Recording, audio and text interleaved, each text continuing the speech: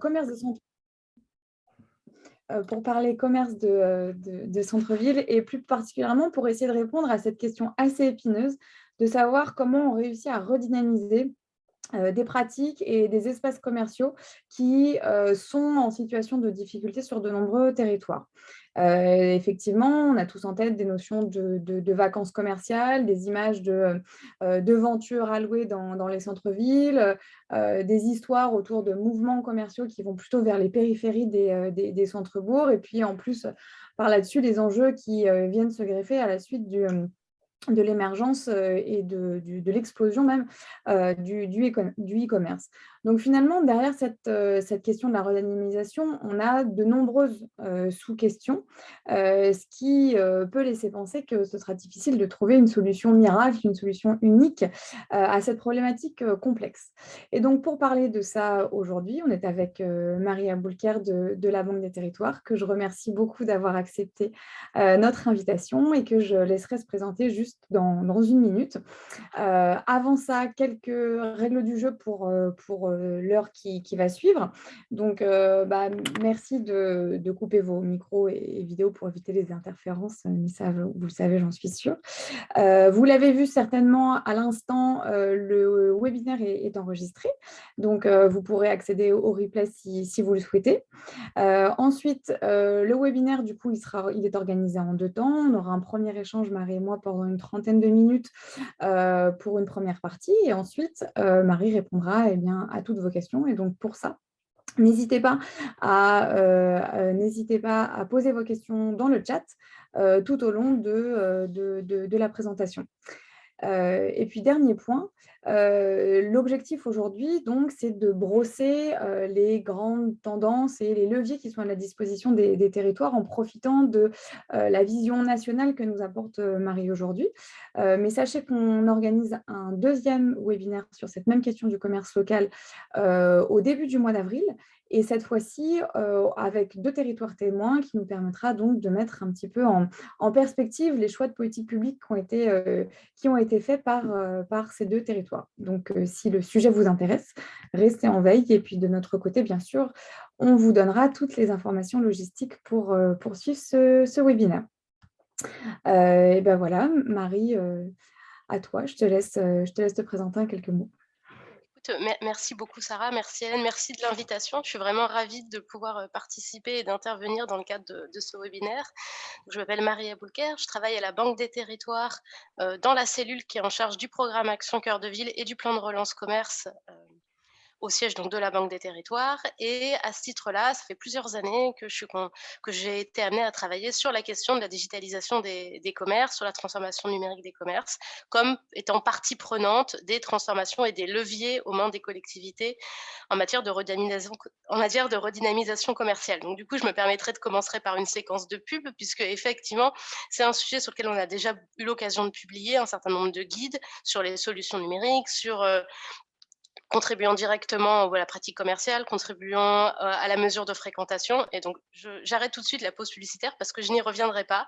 L'idée, c'est vraiment effectivement de pouvoir partager nos retours d'expérience, sur ce sujet pour pouvoir, en tout cas, voilà, mettre à la discussion, justement les enjeux de la transformation du commerce comme étant part intégrante des différents leviers aux mains des collectivités.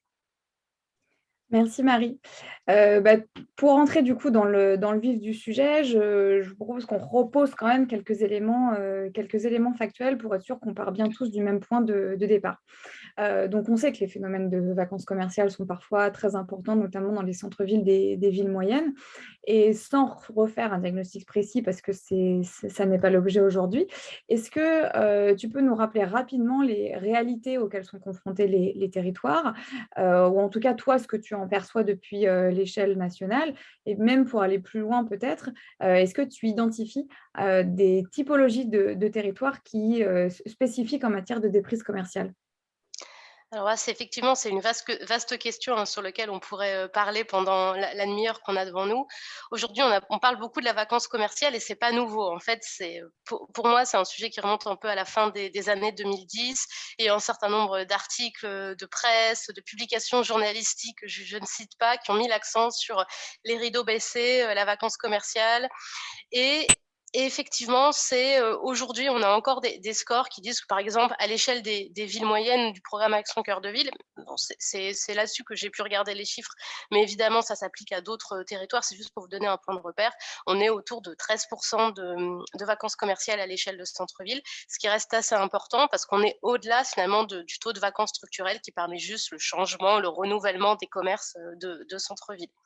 En fait, cette question de la vacance commerciale, on en a beaucoup parlé et finalement, en fait, on voudrait plus enfin, pour travailler depuis longtemps sur le programme Action cœur de ville, c'était un sujet dont on voulait plus parler parce que je pense que ce qu'il faut rappeler, c'est que la vacance commerciale, c'est avant tout un symptôme. C'est pas, la cause structurelle de la déprise, démographique des centres-villes ou de certaines difficultés que peuvent rencontrer certaines communes. On est d'ailleurs plutôt sur la résultante de phénomènes un petit peu cumulatifs, dans certains cas de déclin démographique. Alors ce déclin démographique, il concerne pas forcément la commune en tant que telle, mais plutôt le centre-ville, avec des personnes qui préfèrent s'installer un petit peu en périphérie, qui est lié à la dégradation de l'habitat, dégradation des espaces publics, déclin d'une partie de l'emploi local lié aussi au retrait de certaines fonctions, des fonctions administratives, à une forme de désindustrialisation, ça dépend vraiment des territoires. Et donc finalement, ce sont ces phénomènes cumulatifs qui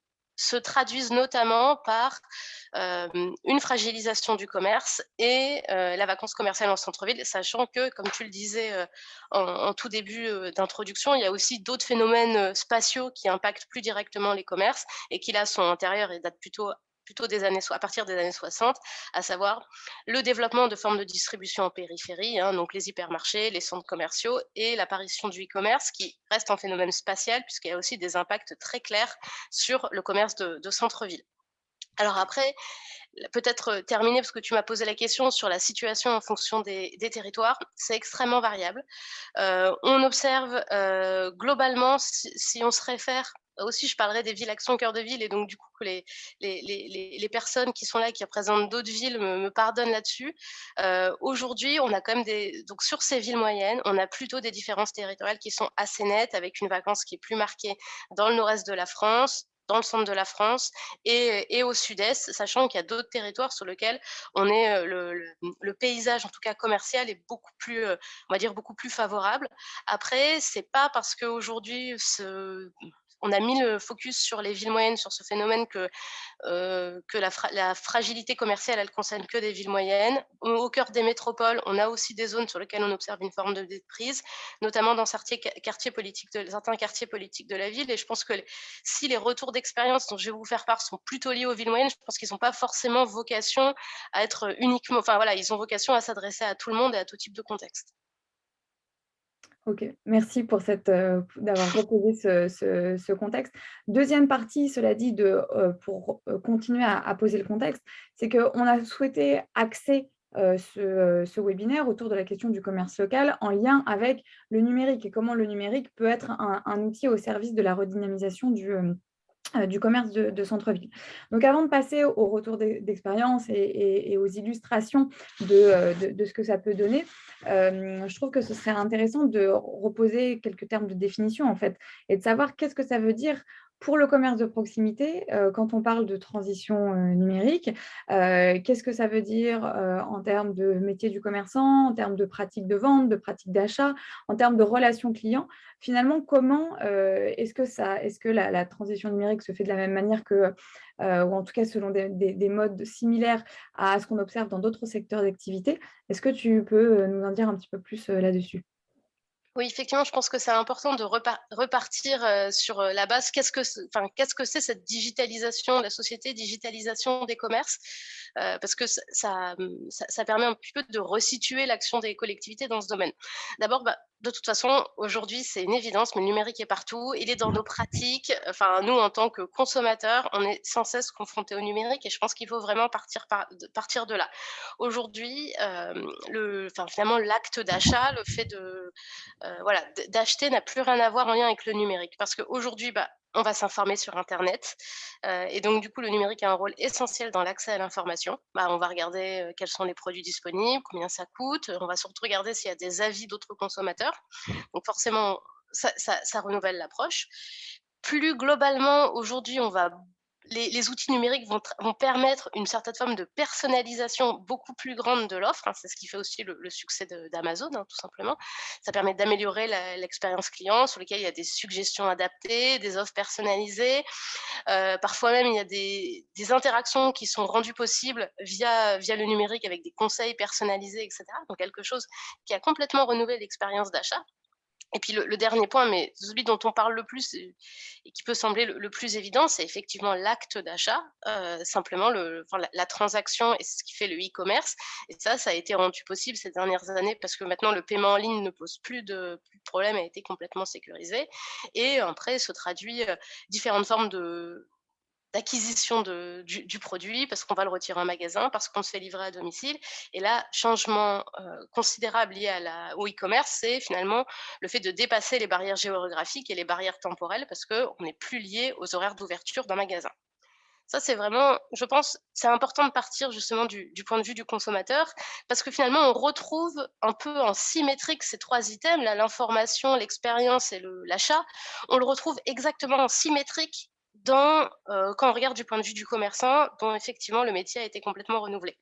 Le premier point, c'est qu'effectivement, le numérique, ça permet de renforcer la visibilité du commerce. Bah, c'est peut-être une évidence, mais ça va au-delà de la vitrine, du rez-de-chaussée et du pied d'immeuble.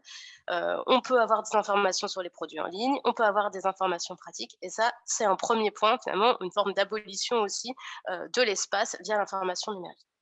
Le deuxième point, c'est peut-être ce qui renouvelle le plus le travail en tant que tel du commerçant pour qui finalement, le métier de commerçant, c'est gérer une boutique, c'est, gérer ce qui se passe dans la boutique et accueillir le client dans la boutique. Et là, via le numérique, ce rapport à la boutique, il est complètement renouvelé. D'abord parce que, finalement, le numérique propose des outils qui permettent d'être plus performants dans la gestion de la boutique, hein, simplement parce que, bah, on a un outil, de gestion des stocks qui est automatisé, donc qui permet de suivre en temps réel où est-ce qu'on en est, par exemple parce que, bah, si dans un autre secteur, on a des outils qui permettent de réserver, de prendre rendez-vous. Alors on sait que, par exemple, dans le domaine, je sais pas, de la coiffure, la prise de rendez-vous, ça a permis on a vraiment des retours d'expérience qui disent ça a permis de développer l'activité, de multiplier les créneaux et d'être beaucoup plus performant dans ce domaine-là. Et dans un autre domaine, ça a permis effectivement d'améliorer la connaissance client parce que le numérique permet d'avoir des informations sur qui achète, sur, quels sont le profil et combien il achète et donc d'avoir des informations beaucoup plus détaillées et donc on se rend compte que le métier de commerçant, c'est plus uniquement de la gestion, uniquement de la pratique de vente, c'est aussi, bah, du community management et du marketing digital et ça, je pense que c'est extrêmement important pour se rendre compte, voilà, du pas à franchir pour certains commerçants pour aller vers plus de numérique. Bon, le dernier aspect, j'y reviens pas, c'est effectivement le numérique permet d'investir de nouveaux canaux de vente via la vente en ligne. C'est une évidence. Peut-être dernier point tant qu'on est dans le panorama, je pense qu'il y a peut-être point à rappeler, c'est que finalement le numérique, c'est pas uniquement de la dématérialisation. Ça a des impacts spatiaux qui sont hyper importants. Ils sont très importants au niveau de la boutique parce que forcément par exemple, quand on parle du commerce en ligne, enfin en tout cas de la vente en ligne, l'espace pour faire les colis, pour gérer les stocks, il prend tout à fait une autre importance par rapport simplement à la boutique qui serait le lieu où on reçoit les clients. Mais si on dépasse le périmètre de la boutique et qu'on s'intéresse à la ville en règle générale, on s'aperçoit qu'il y a d'autres formes de distribution, d'autres formes de commercialisation. Alors, on a beaucoup parlé cette semaine du rapport de l'étude de la Pure, hein, sur, les dark stores, dark kitchen et tout autre, terme en bon français, mais on est en fait sur complètement à la fois de la diversification des espaces logistiques, parce que finalement on a des entrepôts qui sont au plus près des villes et de la diversification des points de contact qui sont au-delà de la boutique, qui sont les drives, qui sont des points relais et où finalement le rapport avec le commerçant est complètement différent. Et donc peut-être terminer là-dessus, c'est que finalement, ces constats qui sont liés aux transformations de la société, aux transformations du travail, heu et en fait, ils sont extrêmement importants parce que finalement, ils étaient là avant la crise, avant la crise sanitaire, avant qu'on soit confinés et qu'on reste des mois chez nous. Alors aujourd'hui, effectivement, moi, ce que j'ai pu observer dans le travail qu'on menait auprès des villes Action Cœur de Ville à parler de ces sujets, c'est qu'avant les confinements, finalement, on était peu nombreux à s'intéresser à ces sujets-là et que le covid a contribué à mettre le sujet à l'agenda. Mais en fait, indépendamment des éléments, voilà, de cet événement qui a fait que le sujet a été traité, le sujet était déjà là et en fait, il est toujours là et c'est pas parce qu'aujourd'hui, on est peut-être dans un temps d'après-crise, en tout cas de moindre crise, qu'il faut arrêter de se poser la question de l'accompagnement et la digitalisation des commerces. Merci pour, du coup, ce panorama qui, moi, je trouve en tout cas très instructif et permet de se rappeler aussi pourquoi on se pose la question. Donc entrons maintenant dans le vif du sujet à proprement parler. C'est vrai que, quand on pense, commerce de proximité et numérique, on pense tout de suite, au marketplace local ou aux Amazon, locaux qui ont fleuri à la faveur du confinement. Pourtant, il y a un certain nombre d'expériences qui n'ont pas donné les résultats, espérés. Donc, 1 question pour rentrer dans ce sujet déjà, c'est de savoir en quoi ce type d'outil peut être intéressant pour les territoires, et en termes enfin animer ou, appuyer, leur politique publique en matière de commerce local? Alors là, c'est une vaste question et je pense qu'en fait, on se la pose tous, depuis quand même un certain nombre, j'allais dire un certain nombre d'années parce que dès le départ, hein, les plateformes locales, c'est apparu comme, voilà, comme une solution qui s'est un petit peu imposée dans le paysage des managers de commerce, des développeurs territoriaux et peut-être qu'avant ça, bah, du coup, je me dis qu'il y a quand même des sous-jacents à ta question. D'abord, derrière la marketplace locale, la plateforme locale de e-commerce, il y a l'idée d'une intervention à l'échelle d'un territoire. Et ça, bah, c'est pas forcément évident. Pourquoi? Bah, ce serait une intervention qui est portée par un acteur, que je pourrais appeler un acteur collectif, donc plutôt une collectivité locale, mais parfois c'est pas la collectivité, hein, ça peut être plutôt une association de commerçants, parfois c'est plutôt un projet qui est à l'initiative de la chambre de commerce, enfin, donc plutôt une réponse à l'échelle d'un territoire via une solution technologique spécifique. Alors, pour moi, je pense que c'est effectivement ce premier constat est déterminant parce que, bah, évidemment, en fait, il y a des commerçants qui ont pas besoin d'une intervention locale pour se mettre au numérique. Parce que, c'est des commerçants sous enseigne, parce que c'est des commerçants franchisés et qui bénéficient, par exemple, de l'accompagnement du distributeur, de la maison mère qui va leur mettre à disposition des solutions numériques, des formations et qui va leur proposer une sorte de pack qui va permettre justement de se transformer numériquement, ça fait partie de l'offre de service. Mais en fait, dans les villes sur lesquelles, nous on travaille, dans les villes petites et moyennes, il y a quand même une part de commerçants indépendants qui est beaucoup plus important, qui sont parfois plus vieillissants et pour lequel le pas à franchir pour se saisir du numérique, il est beaucoup plus important. Et donc du coup, l'intervention, par exemple, d'une collectivité, il est absolument déterminant pour que les commerçants restent pas en marge de cette transformation et c'est ça le premier intérêt de ces solutions de type marketplace, c'est permettre aux collectivités de se saisir et d'accompagner les commerçants qui pourraient rester à l'écart, de cette transformation et c'est une manière de dire, bah, cette action sur le numérique, elle prend place dans une intervention qui est beaucoup plus large, dans des politiques qui sont beaucoup plus larges et qui contribuent à la dynamisation commerciale et qui peuvent relever de l'animation commerciale, de la transformation de l'immobilier, de l'adaptation du point de vente, enfin toutes sortes de choses. Donc voilà, voilà, je me permets de resituer un peu. Après, voilà, la plateforme de vente en ligne, c'est quand même, voilà, un site internet, une application qui permet à un commerçant d'exposer et de vendre des produits et donc on est sur une logique de mutualisation. C'est que la plateforme, elle est commune pour plusieurs commerçants et qui vendent leurs produits à l'échelle d'un territoire donné. Donc c'est vraiment le principe et la philosophie, c'est de dire: «On mutualise» et ce qui permet à des commerçants de bénéficier d'un outil qu'ils pourraient pas mettre en place, individuellement, parce que ça coûte trop cher ou c'est trop compliqué de mettre en place un site de vente en ligne, donc on mutualise et par ailleurs, bah, c'est un effet plateforme, enfin, c'est une plateforme, donc l'idée, c'est de bénéficier d'effets de réseau et de capter un maximum de consommateurs et c'est vraiment ça l'idée et donc finalement, au-delà d'être simplement sur, l'objectif de diversification des canaux de vente et en permettant le e-commerce, il y a d'autres effets qu'on retrouve et qui rendent les plateformes intéressantes, c'est, bah, renforcer la visibilité des commerçants. Ça, c'est vraiment le point qui est absolument essentiel. Les produits vendus apparaissent et cetera et dans certains cas, il y a certaines solutions qui proposent justement des outils de gestion de stock et qui permettent de moderniser le métier, enfin de moderniser ça, le métier de commerçant et donc en fait, ces plateformes, elles ont d'autres effets que simplement le modèle de vente en ligne. Alors, j'ai pas forcément d'exemple sur lesquels je pourrais, insister. En fait, on a observé comme une forme d'explosion du nombre de plateformes en ligne ces dernières années, ces derniers mois.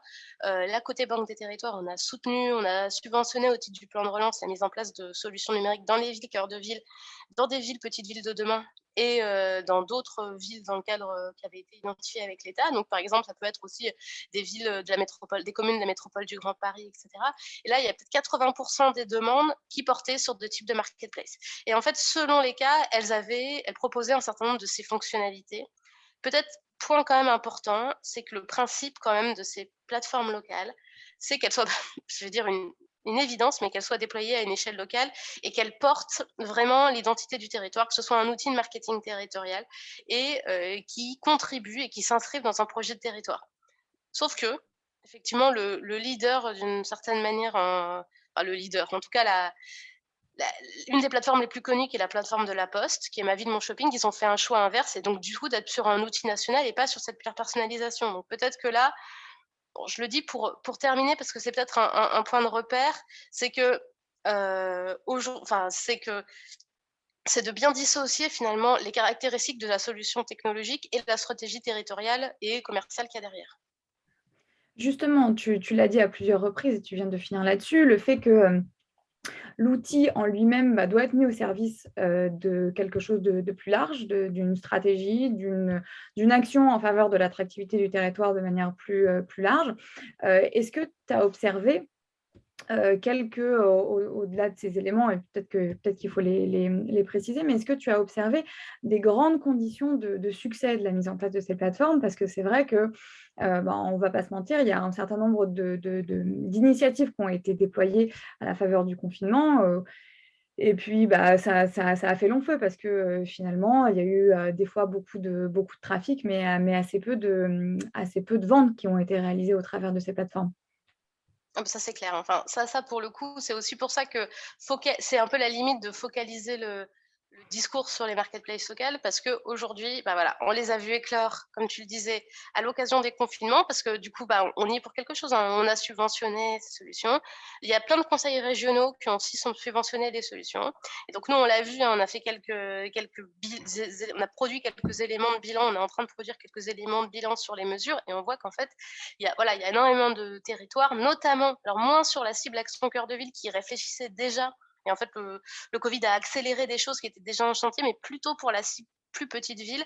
Bah, voilà, il y a eu un petit effet d'aubaine quand même, donc du coup, ils se sont lancés et ils ont ouvert des plateformes et en fait, globalement, ça a été comment mesu pour te répondre, bah, comment on mesure le succès d'une plateforme? Bah, d'abord, la première question, c'est, bah, est-ce que l'outil, il est utilisé? Bah, c'est la première question. Enfin, c'est peut-être très bête, mais est-ce d'abord la question c'est, voilà, est-ce que l'outil existe toujours? Par exemple, là, sur la centaine de plateformes qu'on a financées dans le cadre du programme Action Cœur de Ville, il y en a 85 qui sont encore accessibles. Ça veut dire que les autres, elles ont été débranchées depuis, novembre, enfin, en tout cas juin 2020, novembre 2020. C'était le premier élément. Est-ce que l'outil, il a du contenu? Parce que de toute façon, c'est aussi ça qui fait sa valeur. Est-ce que il a beaucoup de commerçants référenciés parce que là, moi, aujourd'hui, enfin, j'ai eu beaucoup de cas où en fait, il y avait 15 commerçants référencés. Enfin, ça sert à rien. Enfin, voilà, il y avait très peu de produits en ligne sur un catalogue comme Ma Vie, Mon Shopping. Chaque commerçant, ils ont en moyenne 10 produits. Est-ce que c'est vraiment intéressant de vendre 10 produits? Est-ce qu'on va acheter ces bougies parfumées en ligne? Enfin, je dis ça parce que c'était aussi leur pub, enfin, voilà, la question que se pose est: est-ce qu'il y a des interactions est-ce que les commerçants sont toujours actifs sur leur plateforme? Donc il y a quelques éléments. Est-ce qu'il y a encore des consommateurs qui vont consulter?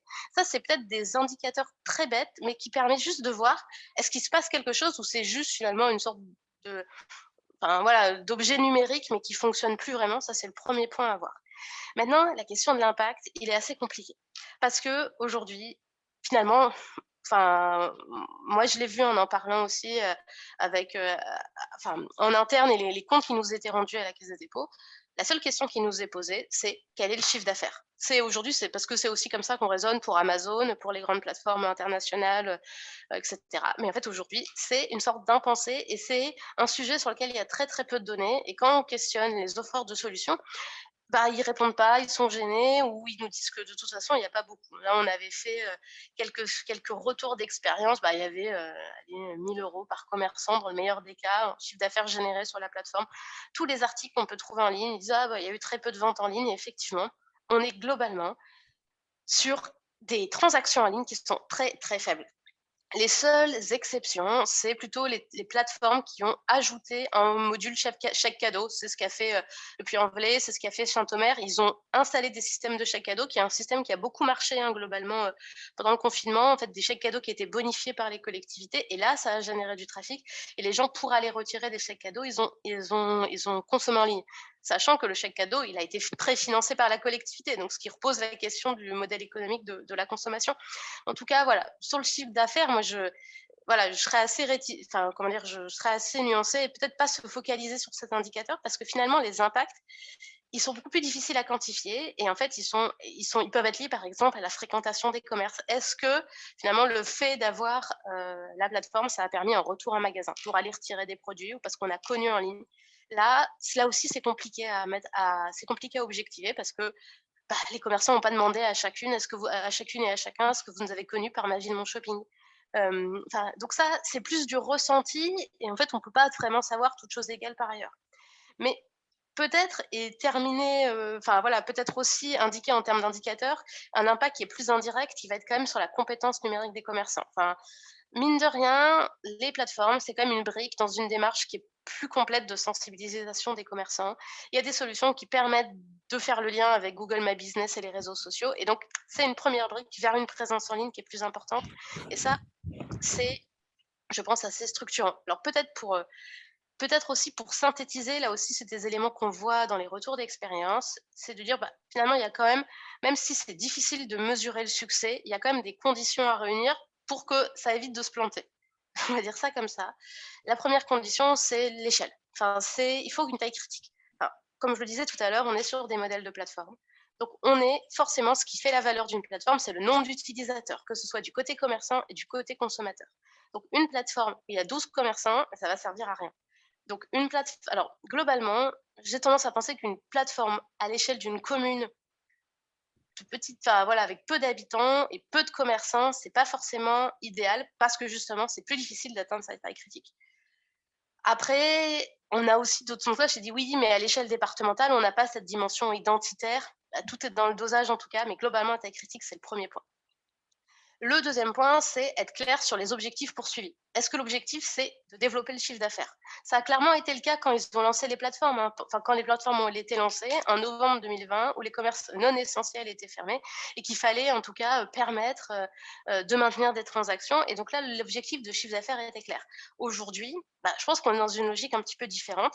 Et donc très vite, il faut être clair sur les objectifs et les partager avec les commerçants. Parce qu'évidemment, si vous promettez des chiffres d'affaires à un commerçant et qu'il n'en voit pas, il va arrêter d'alimenter la plateforme parce qu'il ne voit pas l'intérêt. En revanche, si vous mettez l'accent sur d'autres éléments, c'est une autre manière de faire adhérer à la plateforme. Avant-dernier point, c'est l'existence d'une démarche globale. Enfin, clairement, les dans les territoires où je vois que les choses fonctionnent, c'est parce qu'il y a quand même une démarche globale en matière de marketing territorial. Donc du coup, je fais du teasing pour le prochain webinaire, mais clairement, à l'échelle du pays de Saint-Omer, il y avait vraiment cette volonté d'en faire une démarche appuyée, enfin de marketing territorial assumée, sur le territoire.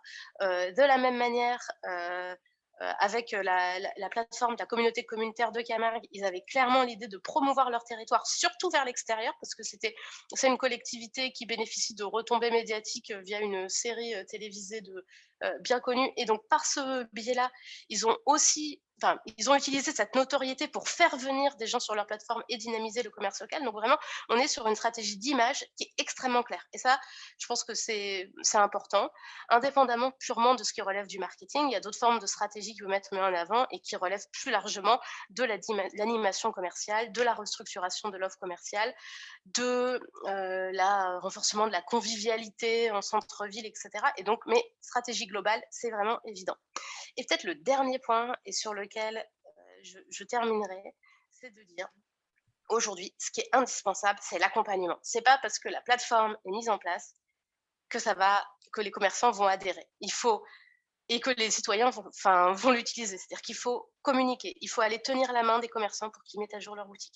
Il faut les former au numérique et leur montrer l'intérêt. Et c'est pas que au moment du lancement de la plateforme que ça a du sens, c'est tout au long de la vie de la plateforme et ça doit être un poste, enfin pour moi ça doit être un poste à plein temps. Enfin, il y a quelques villes, par exemple, la communauté urbaine de Dunkerque, je sais plus si c'est la communauté urbaine ou la ville de Dunkerque, où ils ont clairement recruté ce qu'on appelle un intendant numérique qui travaille auprès du manager de commerce et dont le rôle, c'est de travailler sur ces sujets numériques. Ça, je pense que c'est vraiment une bonne pratique qui a à retenir et vraiment qu'il y a un seul message peut-être sur les conditions de succès, c'est pas un projet technologique, c'est une démarche stratégique pour lequel il faut des moyens et notamment des moyens humains. Bien sûr. Et justement, ça me permet de faire la transition avec la question qui suit. Tu parles d'accompagnement, mais il y a d'autres territoires qui ont fait le choix de ne pas aller sur ce type de solution, de type marketplace, mais qui justement ont mis en place une démarche d'accompagnement assez étroite auprès de leurs commerçants pour les aider dans leur transition numérique. Et on retrouve bien cette idée de dire que ce n'est pas un projet technologique, c'est avant tout une stratégie et une politique publique de développement local. Mais c'est vraiment comme ça et c'est comme ça qu'il faut se poser la question de la marketplace d'ailleurs. C'est une brique parmi d'autres d'une politique d'accompagnement des commerçants sur lequel il y a évidemment un volet numérique. Ça, je pense que c'est vraiment, vraiment très clair. Et de fait, je pense que ce qui est intéressant dans les villes qui ont fait le choix de ne pas mettre en place de marketplace et d'accompagner différemment, d'abord, il n'y avait pas l'illusion que la technologie allait se substituer au travail d'accompagnement. Ça, je pense que c'est un point très important parce que ça a été aussi un biais, hein, qu'on a pu retrouver. Mais c'est globalement, il y avait peut-être une réflexion plus enfin, il y a pu enfin, dans ces villes, il y a pu y avoir quand même une réflexion assez intéressante sur quels étaient les objectifs de la digitalisation. C'est de dire, aujourd'hui, il y a plein de villes qui ont simplement mis en place des sites qui permettaient de valoriser les commerces locaux. Alors, Digne-les-Bains, ils ont mis en place une appli qui s'appelle Digne Co. Il y a de la cartographie, une sorte de géolocalisation des commerces locaux. À Niort, ils ont confié ça à une agence locale qui a fait un site justement vitrine qui permettait d'avoir des informations sur les commerces. Parfois, il y a des entreprises, hein, qui proposent des solutions un peu clés en main comme Petit Commerce qui permet justement d'avoir des fiches d'identité par commerçant. Là, l'idée, c'était d'avoir, voilà, de proposer de donner de la visibilité pour faire connaître le commerçant auprès des consommateurs, avec une limite quand même, c'est la limite de créer un site internet supplémentaire. On va créer une autre appli qu'on va demander aux consommateurs d'installer, et ça, c'est à mon avis encore un frein en termes d'usage. D'autres éléments, et ça, il y a beaucoup de retours, hein, qui sont vraiment intéressants, c'est l'accompagnement des commerçants à l'utilisation de solutions que chacun les utilise. Donc c'est ce qu'a fait moi j'avais, enfin, la communauté de Kevin du Pré de l'Arbrel, où ils ont vraiment accompagné les commerçants sur la mise en forme des pages Google My Business, sur l'utilisation des réseaux sociaux.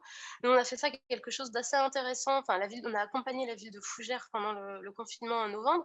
Au départ, on devait les accompagner sur quelles solutions choisir. Et puis, finalement, il y a eu le confinement. Et donc, du coup, ils n'ont pas pu tout de suite mettre en œuvre ce qu'ils avaient envisagé. Et ce qui a été fait de manière très intéressante par la ville, c'est qu'ils ont fait un partenariat avec des lycéens dans le lycée professionnel du territoire qui du coup ne pouvaient pas faire de stage à cause justement du confinement et du coup qui ont travaillé auprès des commerçants locaux pour qu'ils aillent justement mettre à jour leur page Facebook, utiliser Google My Business en actualisant leurs horaires, faire en sorte que les avis soient bons et prendre conscience de l'intérêt des réseaux sociaux.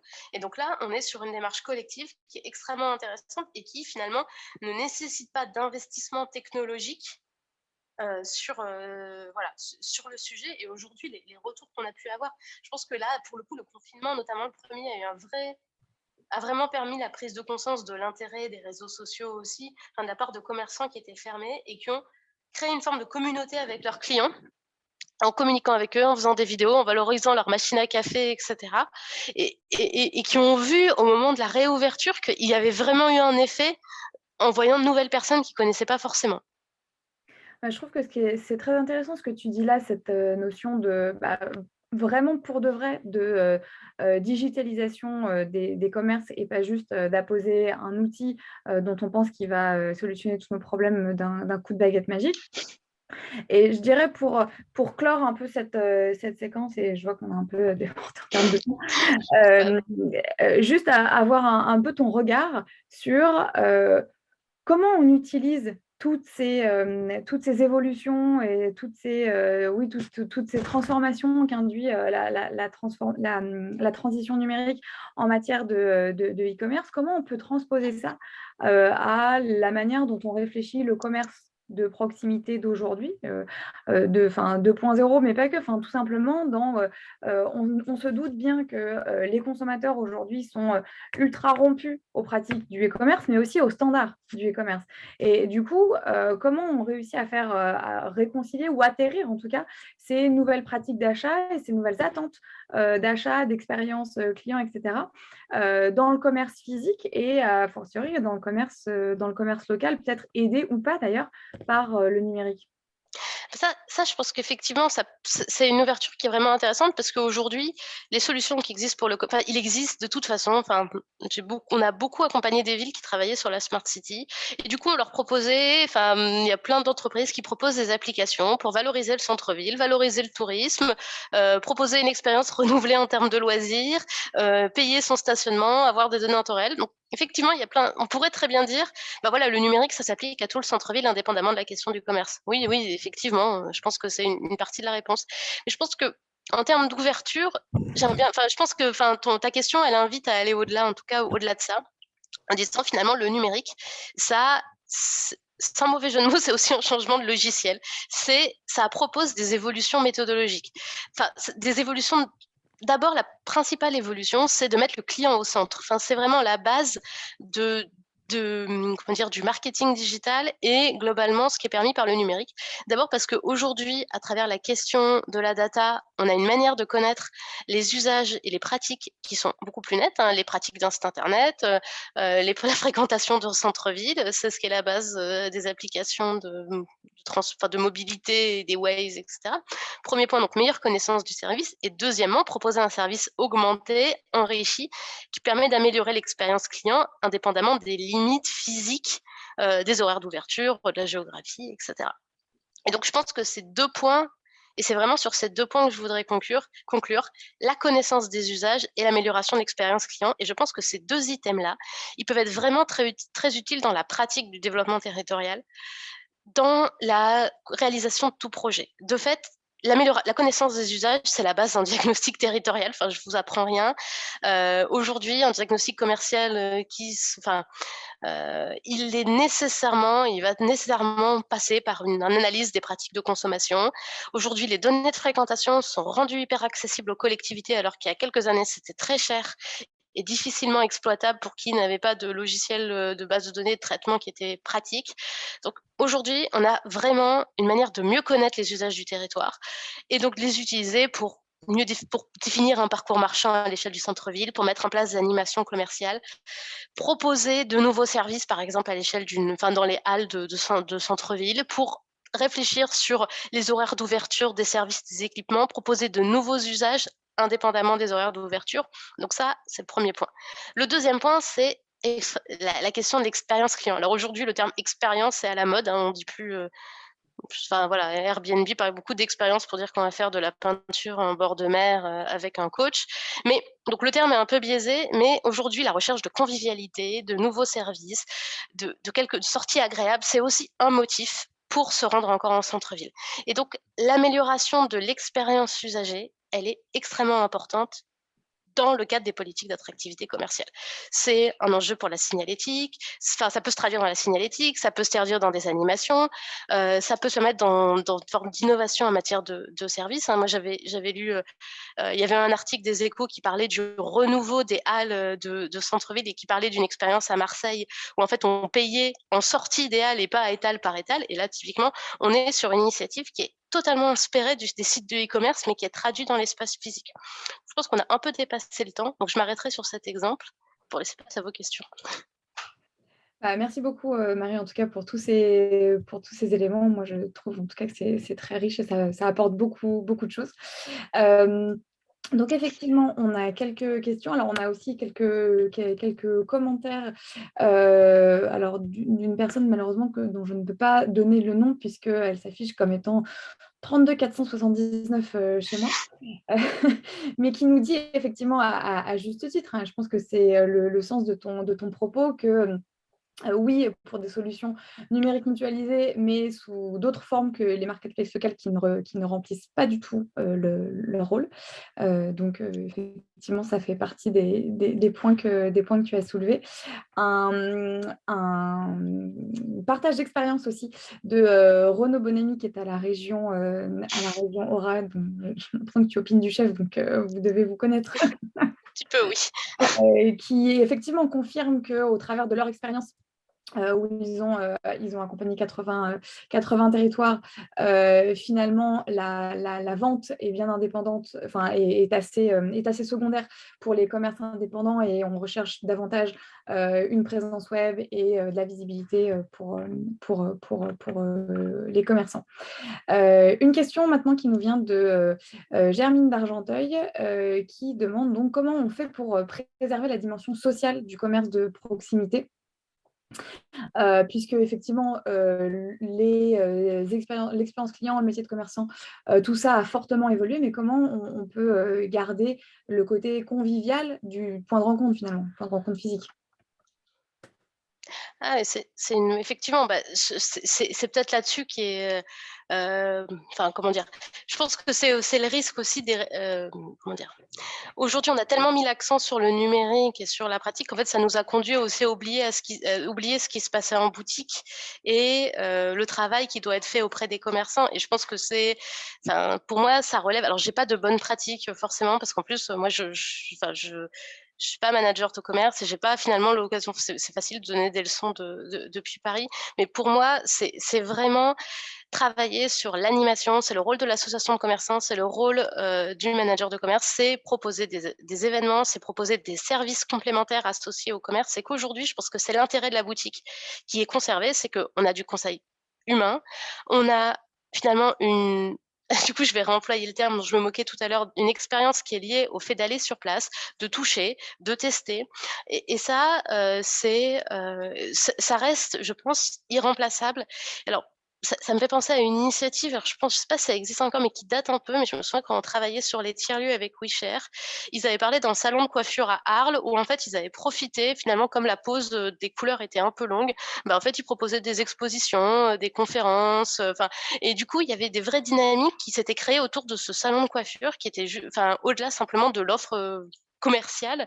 Donc pour moi, c'est un bon exemple en fait de dire, bah, voilà, il peut se passer plein d'autres choses dans des commerces, et je pense que c'est vraiment ça. Alors peut-être que le numérique peut permettre de ça. Il peut permettre de faire la pub de telle présentation, qui peut avoir lieu, ou de tel événement qui peut avoir lieu en boutique, mais c'est qu'un média au service d'une expérience qui a lieu en boutique.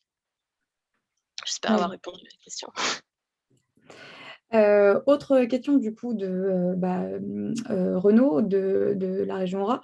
Est-ce que la Banque des territoires ou d'autres territoires, donc la question se pose aussi à vous qui nous écoutez, est-ce que vous avez des exemples de cahiers des charges d'évaluation de solutions numériques?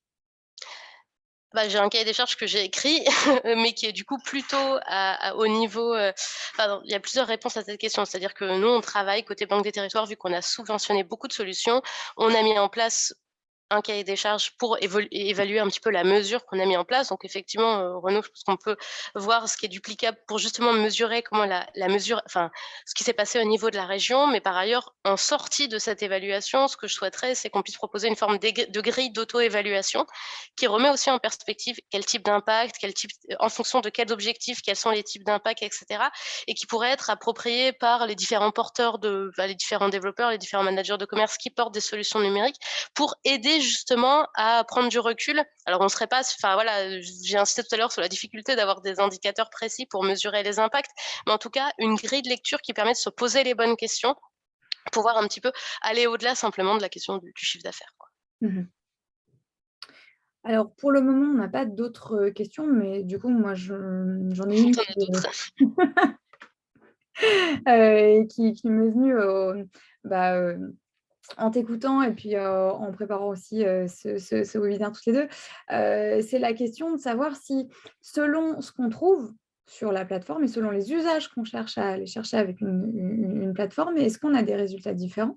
Et je pense notamment aux circuits courts, enfin, aux circuits courts alimentaires et de savoir si, des plateformes alimentaires qui, s'appuient sur, des dynamiques type, AMAP, en tout cas, lien direct entre producteurs et consommateurs. Est-ce que, ça marche, plus facilement ou, finalement, est-ce que ce qu'on trouve sur la plateforme a peu d'incidence sur, sa probabilité de succès? Ah bah ça, c'est une vraie question. Je pense qu'il y a 2 questions dans ta question. La première question, c'est le périmètre, les types de commerces qui sont couverts par la solution. Aujourd'hui, en fait, nous, quand on avait fait le première étude sur la digitalisation des commerces, on s'était rendu compte que la marketplace standard, elle était très branchée, équipement de personnes, équipement de maison, vêtements, mais elles étaient très peu sur l'alimentaire. Et du coup, on constatait aussi le décalage entre les commerces là où les gens consommaient et ce qui était l'offre qui était présente sur la plateforme. Et je pense que de fait, s'il y a des plateformes qui tirent aussi leur épingle du jeu, celles qui sont très présentes sur l'alimentaire, pas forcément sur la restauration, parce que on n'en a pas parlé, mais effectivement, c'est un sujet à part avec le rôle effectivement des plateformes Uber Eats, etc. Mais du commerce de bouche, etc., c'est un secteur en tant que tel. Et clairement, ça peut être des plateformes comme Épicerie, etc., comme Olka. Il y a peut-être un segment un peu particulier sur ce sujet-là. Donc, il me semble qu'effectivement, l'alimentaire, ça reste un sujet sur lequel il y a vraiment quelque chose, pour peu que la livraison soit au rendez-vous. Mais et puis globalement sur les circuits courts, là aussi je pense que c'est un sujet en tant que tel qui est presque encore différent. D'abord se poser la question de à quel niveau intervient la plateforme? Est-ce qu'on est sur de la plateforme qui facilite le lien avec les producteurs? Mmh. Et donc du coup, aujourd'hui, c'est un domaine sur lequel il y a des initiatives vraiment intéressantes et qui fonctionnent bien. Il y a quand même, il y a c'est un sujet sur lequel il y a des plateformes coopératives, hein, qui existent et qui mettent à disposition des solutions déjà existantes et en open source. Donc c'est, CoopCircuit, hein, qui est affilié à un réseau international qui propose des plateformes qui facilitent justement le lien avec les distributeurs pour mettre en place des circuits courts. Et ça, je pense que c'est vraiment un point à souligner. Et par ailleurs, il y a des plateformes de circuits courts qui sont plutôt orientées distribution et donc faciliter l'accès aux consommateurs, etc. Et parfois, on est sur des choses très simples, simplement de la localisation de points de retrait, etc. Et là, effectivement, je pense qu'on est sur un modèle qui fonctionne bien parce que d'abord, le produit, il est très identifié et finalement, la plateforme accompagne une forme de reterritorialisation de la consommation qui est finalement beaucoup plus nette que sur le commerce local, il me semble. Mmh mh. Une question de Clémentine qui, évoque le rapport sur les Dark Kitchen que tu as mentionné et qui se demandait, quelle était la référence. Je crois que tu as dit que c'était de la pure, c'est ça? Ouais, c'est la pure. Il est sorti, je pense, la semaine dernière. Je pense qu'il s'appelle, État des lieux, Dark Kitchen, Dark Store et il faut que j'ai pas le enfin, c'est un titre comme ça. Franchement, je pense qu'il est très, très facilement trouvable sur, le site de la pure. Ah bah, merci beaucoup. Ah bah, merci Hugo. Non, mais très, très bonne, enfin, vraiment lecture, hyper intéressante parce que notamment il pointe, la question, une sorte de flou juridique autour de la question des drives, qui est vraiment, intéressante. Ouais, c'est bien, conseil lecture C'est ça. pour soirée solitaire. J'ai l'impression qu'on n'a pas d'autres questions. Bah, du coup, j'en profite pour, poser la dernière que je m'étais notée. Qui est un petit peu différente, par rapport à tout ce dont on a parlé, mais là, on a beaucoup évoqué, enfin, en tout cas, on s'est positionné du point de vue de l'offre, présente sur le territoire et donc du coup, on a plutôt eu un regard endogène par rapport à qu'est-ce qu'il faut faire, en matière de commerce local. Est-ce qu'on peut attendre aussi à la manière des autres types d'activités économiques, qui viennent sur le territoire et pour lesquelles les collectivités sont en général assez volontaires dans essayer d'aller attirer, des projets. Est-ce qu'on peut attendre des résultats similaires ou en tout cas, est-ce que c'est intéressant aussi de poser la question de ce point de vue-là pour ce qui est du commerce où on irait chercher, à l'extérieur des projets à venir implanter sur un territoire donné? Bah, j'ai peur de botter en touche en réponse à ta question, mais il semble qu'aujourd'hui, il y a des initiatives qui sont assez claires sur utiliser le numérique pour attirer des porteurs de projets. En faisant alors du coup, on est sur une problématique un petit peu différente et c'est d'autres manières de travailler, on n'en a pas parlé, mais de travailler sur le rôle du numérique dans une politique de redynamisation commerciale, en lien avec les observatoires de commerce ou qui pourraient et qui sont pas uniquement utilisés sur le pilotage local, mais qui peuvent être aussi utilisés comme levier du dialogue avec les chefs de projet avec le porteur de projet, pardon, pour trouver, les bons locaux, pour, trouver l'emplacement qui est adapté à son activité, pour, faire valoir aussi, hem, l'intérêt sur le territoire et effectivement, je pense que heu, enfin, de toute façon, c'est clair que dans les missions, en tout cas dans le développeur territorial qui intervient sur le commerce, il y a les 2 casquettes. Il y a travailler pour les commerçants existants et faciliter l'implantation des porteurs de projets. Là-dessus, il y a énormément de leviers sur lesquels, on pourrait faire un webinaire entier sur, l'adaptation des locaux, sur, justement, de l'aide à l'amorçage de l'activité et effectivement, il y a des leviers numériques qui rentrent dans ce panorama, et sur lequel, hem, voilà et qui sont pour le coup de nature, pour moi, assez différente, des outils qui sont plutôt proposés pour développer l'activité des commerçants locaux. Mmh. OK, très bien. Bah, merci beaucoup. J'ai l'impression qu'on a fait en tout cas un tour de la question, si ce n'est le tour de la question. Un grand merci, Marie, pour ta participation et pour ces éléments, très clairs et présentés de manière, très pédagogique, sur le commerce, local. Merci aussi à vous tous d'avoir, participé à ce 1er, webinaire, sur la question du commerce. Comme je vous le disais en introduction, on a un deuxième rendez-vous qui est en train de se monter pour le mois d'avril, où cette fois-ci, on donnera la parole à 2 territoires qui ont choisi des chemins assez différents en termes de politique de développement local, donc avec la mise en place d'une marketplace d'un côté, sans mise en place de marketplace de l'autre, pour voir un petit peu pourquoi, comment et quels résultats on a à la fin. Donc, on vous tiendra bien sûr au courant, restez en veille. N'hésitez pas à suivre le Renet sur sa page LinkedIn, notamment. Et puis, si vous le souhaitez, même à adhérer. Vous trouvez toutes les informations sur le site. Donc, bah, merci beaucoup et puis bonne journée à tous. Bonne journée, Marie. Bonne journée, merci beaucoup. C'était vraiment formidable de pouvoir, voilà, merci de vos questions et de pouvoir participer à ce webinaire. Donc, à très bientôt. Du coup, je serai parmi les participants, lors de la séquence prochaine, je pense. Super.